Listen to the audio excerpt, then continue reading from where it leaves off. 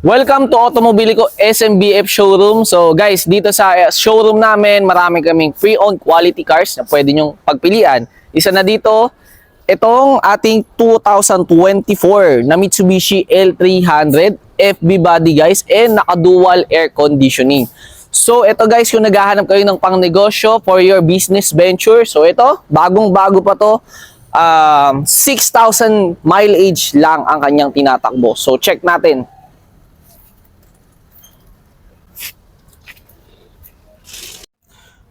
Bagong-bago pa talaga itong ating 2024 Mitsubishi L300 guys. Kita nyo naman guys, so dito pa lang sa kanyang interior guys, amoy kasa pa ang kanyang kondisyon. And also guys, hindi gastado ang kanyang mga manibela and also yung sidings guys, walang mga gasgas, wala, maayos na maayos pa. Syempre naka-manual window yan guys. And pero nakatint na yan guys, ito para hindi mainit. And ayun, napakalamig ng aircon, 6,000 mileage. Ayan guys, napaka-presentable niya tignan guys. And ayun, check natin dito sa kanyang likod. Dito sa likod guys, maluwag na maluwag. Syempre, kasyang-kasya dito yung mga boxes or kung ano man yung gusto nyong ilagay dito.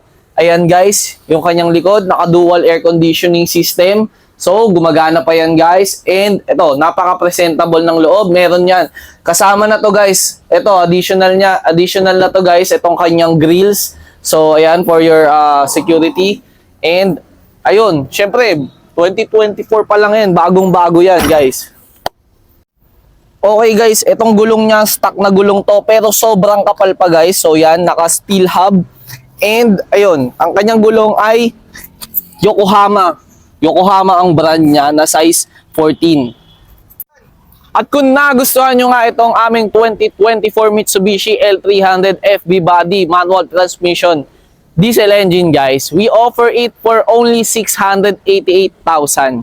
So visit nyo lang kami dito sa aming showroom dito sa SMBF. But we have 3 branches guys. The showroom and also SMB Kutan, meron din kami doon. And also meron din kami sa Tagaytay, Santa Rosa Road.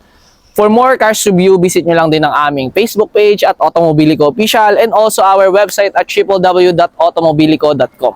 So ayun guys, thank you. Dito sa Automobilico, sigurado, klaro, warantisado.